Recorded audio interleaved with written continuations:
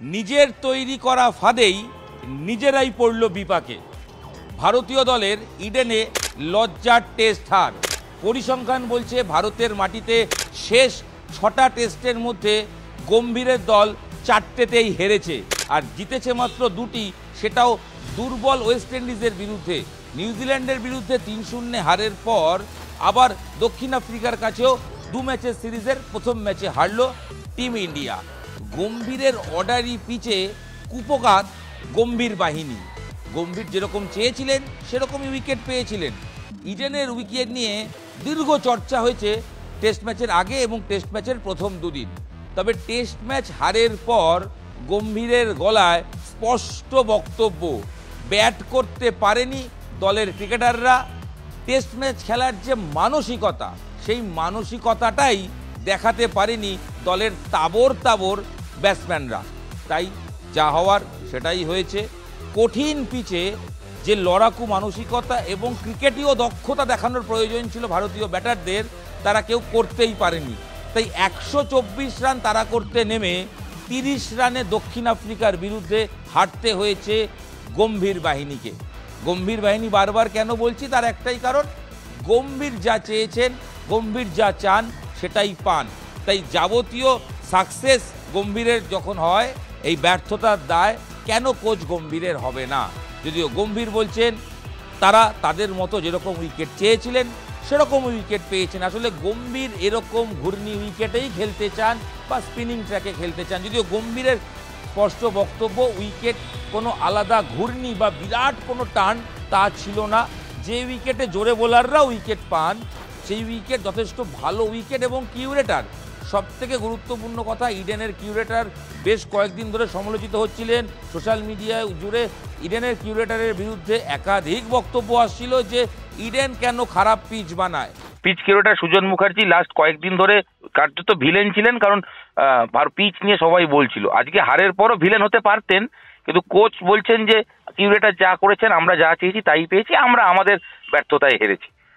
দেখো, টেস্ট ম্যাচের ব্যাটিং এটা বোধহয় ভুলে গেছে করতে। হ্যাঁ, কারণ কি পিচ ঠিক আছে, টার্ন করেছে, পিচে বাউন্সও ছিল, তোমরা দেখেছো সবাই। হ্যাঁ, এবং দুটো টিমের কিছু যেন 7 থেকে 8 জন তো আলতু ফালতু শট খেলে আউট হয়েছে। রিভার্স সুইপ থেকে ব্যাটের পিছনে থেকে কট হয়েছে, সোজা বলে বোল্ড হয়েছে, সুইপ বেড়ে লিফট করে আউট হয়ে গেছে। তারপরে শর্ট বল, হাফ গ্রাউন্ডের বল পুল করে বেশিদের আউট হচ্ছে। তো ন্যাচারালি এগুলো সবই আমার মনে হয় টি-20 এফেক্ট।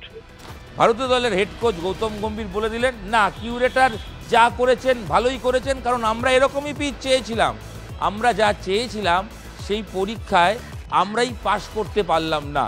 কারণ কোনো ব্যক্তি বা একজনকে দায়ী না করলেও গম্ভীরের বক্তব্য, গোটা দল হিসেবে যখন কেউ জেতে বা দল যখন জেতে, সাকসেস যেমন দলের হয়, হারের ক্ষেত্রেও গোটা দলের হার। তবে এটা তো মানতেই হবে, বোলাররা বোলারদের কাজ করেছেন, কিন্তু ব্যাটাররা 124 রান চেস করতে না পারলে তাহলে আর কি হবে? আপনারা ভারতীয় দল বিশ্বের সেরা ব্যাটিং টিম হবে কি করে? টেস্ট চ্যাম্পিয়নশিপ জিতবে? অবশ্যই টেস্ট ক্রিকেটের ভালো বিজ্ঞাপন নয় মাত্র 2.5 দিনে শেষ হয়ে যাওয়া একটা টেস্ট ম্যাচ। তবে লো স্কোরিং ম্যাচও যে কি উত্তেজক হতে পারে সেটা দেখিয়ে দিল ইডেন টেস্ট। প্রথমবার ভারতের মাটিতে খেলতে আসা স্পিনার হারমারে কার্যত হারাকিরি অবস্থা ভারতীয় ব্যাটিং লাইন আপের। হারমারের বোলিংয়ের সামনে দাঁড়াতেই পারলেন না ভারতের নাম করা একের পর এক তাবড় ব্যাটার বা ব্যাটসম্যানরা। প্রশ্ন উঠছে, তর্ক বিতর্ক পিচ নিয়ে হচ্ছে ঠিকই, ভারতের এই লজ্জার হারের জন্য অবশ্যই ব্যাটিং ব্যর্থতা দায়ী। 124 যদি করতে না পারেন ঋষভ পান্ট, যশস্বী জয়সওয়াল, KL রাহুলরা, তাহলে এই দল কি করে বিশ্ব চ্যাম্পিয়ন হবে? ভারতীয় দল তারা হেরে গেল। গম্ভীর চেয়েছিলেন করেঙ্গি ইয়া মরেঙ্গে এই স্টাইলে, আলটিমেট যেটা দেখা গেল, গম্ভীর করতে চাইলেন ঘূর্ণি উইকেট বানিয়ে বাজিমাত, কিন্তু আলটিমেট হয়ে গেল নিজেরাই কুপকার। তার কারণ ভারতীয় ক্রিকেট দল যে স্পিনের উইকেট বানিয়েছিলেন, সেই স্পিনের উইকেটে নিজেরাই ফাঁদে পা দিলেন। কারণ দলের ব্যাটিং গভীরতা নেই। টেস্ট ক্রিকেট খেলার প্রথম শর্ত বিশেষজ্ঞরা বারবার বলেন যে আপনাকে ধৈর্যশীল ব্যাটিং করতে হবে, আপনাকে ম্যাচ টেম্পারমেন্ট দেখাতে হবে, এবং এই ক্রিকেটটা মেরে ম্যাচ জেতানো নয়, উইকেটে পড়ে থাকার ক্রিকেট। ঘন্টার পর ঘন্টা রান আসবে না, শুধু মনোসংযোগ বজায় রেখে আপনাকে ক্রিকেটে টিকে থাকতে হবে। এটাই তো টেস্ট ক্রিকেট, এটাই তো টেস্ট ক্রিকেটের মাহাত্ম্য। কয়েক বছর আগে সচিন, সৌরভ, লক্ষ্মণ, দ্রাবিড় তারা ব্যাট করতেন, গম্ভীর, সেহবাগ পরবর্তী জমানায় তারাও ব্যাট করেছেন, বিরাট, রোহিতরাও করেছেন। তারা যখন পারতেন, তাহলে এই টিম পারবে না কেন? দলের ব্যাটিং যদি একটু দেখেন, দেখবেন কার্যত যে ম্যাচ ইডেনে যে টিমটা খেললো সেখানে দুজন উইকেট কিপার, ধ্রুব জুরেল সঙ্গে ঋষভ পান্ত দুটো ইনিংসে এমন শট সিলেকশন করলেন কার্যত তিনিই ভিলেন। এরকম শট কেন তিনি ট্রাই করবেন?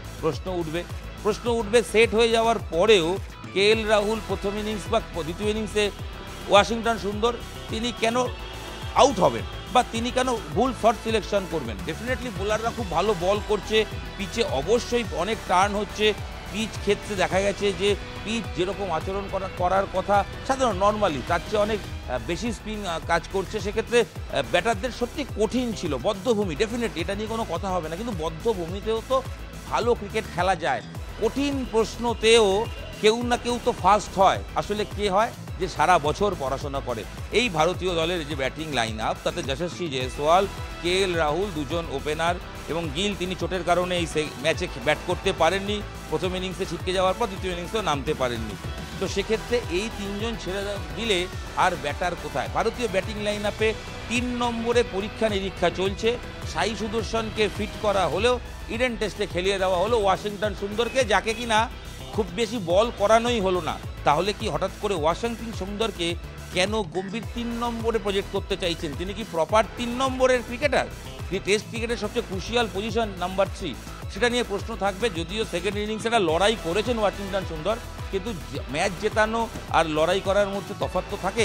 জেতানোর জন্য যে প্রয়োজনীয় বা দক্ষতা ছিল সেটা হয়তো ছিল না, ক্ষণিকের মনোসংযোগের অভাব, তিনিও আউট হয়ে যান। আর তারপর তো আয়ারাম গয়ারাম, ঋষভ পান্ত ভুল শট সিলেকশন, যেভাবে রিভার্স সুইপ নেমেই ট্রাই করছিলেন, এই আউট হই প্রতি মুহূর্তে মনে হচ্ছিল, এবং দ্রুত আউটও হয়ে যান।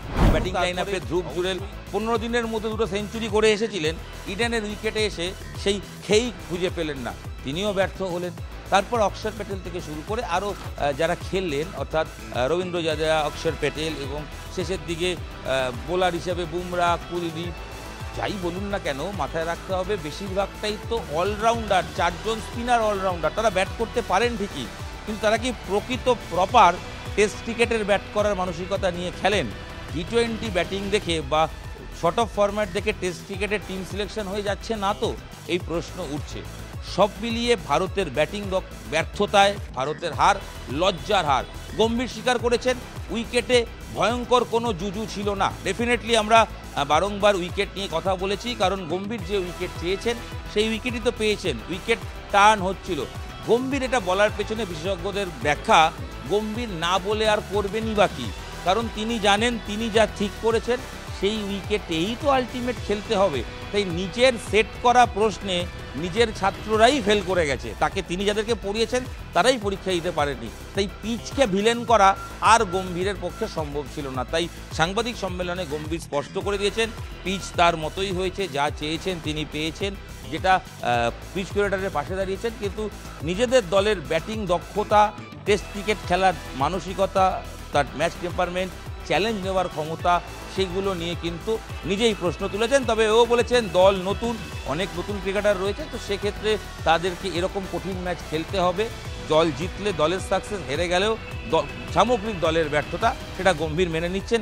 এই অবস্থাতেই পরবর্তী গুয়াহাটি ম্যাচে তিনি নামতে চান, এবং সেখানে অন্তত যে উইকেটই হোক না কেন নিজে দল আরও বেটার কিছু করবেন বলে এক্সপেক্ট করছেন। তবে গম্ভীর কলকাতা ছাড়ছেন না, এখন আর ছুটির কোনো প্রশ্নই নেই। সিরিজের মাঝখানে কোনো বাড়ি যাওয়া নেই। 2.5 দিনের টেস্ট ম্যাচ হেরে গেলেও কলকাতা থেকেই ভারতীয় দল আবার অনুশীলন করবে, প্র্যাকটিস করবে। দেখুন, ভারতীয় দল প্র্যাকটিস করছে, ভারতীয় দল লড়ছে, কিন্তু জিততে পারছে না। কেন পারছে না? ওই দল সিলেকশন কি সঠিক হচ্ছে? প্রশ্ন উঠবে বিরাট এবং রোহিতের টেস্ট থেকে অবসর নেওয়াটা বা না নিলেই কি ভালো হতো? কারণ তাদের বিকল্প কি সত্যি তৈরি হয়েছে? টেস্ট চ্যাম্পিয়নশিপের এই সিজনে ভারতের পয়েন্ট তালিকায় তারা একদম আবার নিচে নেমে গেছে, তারা 4 নম্বরে চলে গেছে, কারণ এই ম্যাচ হারের জের। এবং যার কথা এতক্ষণ বলিনি, শেষে এসে তার কথা বলতেই হবে, দক্ষিণ আফ্রিকার ক্যাপ্টেন টেম্বা বাবুমা। একজন ছোটোখাটো মানুষ, একজন বেটে মানুষ, তাকে অনেকেই মজা করে ট্রোল করেন, অনেকে অনেক কিছু বলেন, কিন্তু তার কেরিয়ারের স্ট্রাইক রেট দেখেছেন, তার জয়ের পরিসংখ্যান দেখেছেন। ক্যাপ্টেন হিসেবে বাবুমা এখনও হারেননি, টেস্ট চ্যাম্পিয়নশিপের চ্যাম্পিয়ন হয়েছে। দক্ষিণ আফ্রিকার এই ক্যাপ্টেনকে নিয়ে গোটা দেশ গর্বিত। দলের তরফ থেকে বলা হয় বাবুমার হাইট শট, কিন্তু হৃদয় বা বুকের খাঁচাটা অনেক বড়, তাই লড়াই করতে জানেন বাবুমা। এই উইকেটে কিভাবে লড়ে ম্যাচ জিততে হয় দেখিয়ে দিয়েছেন বাবুমা। কি করেছেন?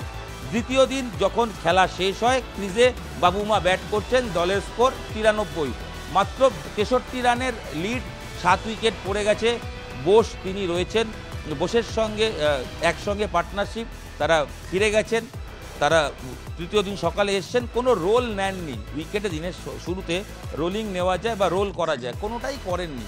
তারা ভেবেছিলেন যদি পরপর উইকেট পড়ে যায়, রোলিং নিলে সেই সুবিধাটা ভারত পেয়ে যেতে পারে, তাই তাদের একটাই কাজ ছিল, মাটি কামড়ে দাঁতে দাঁত চেপে লড়াই চালিয়ে যেতে হবে।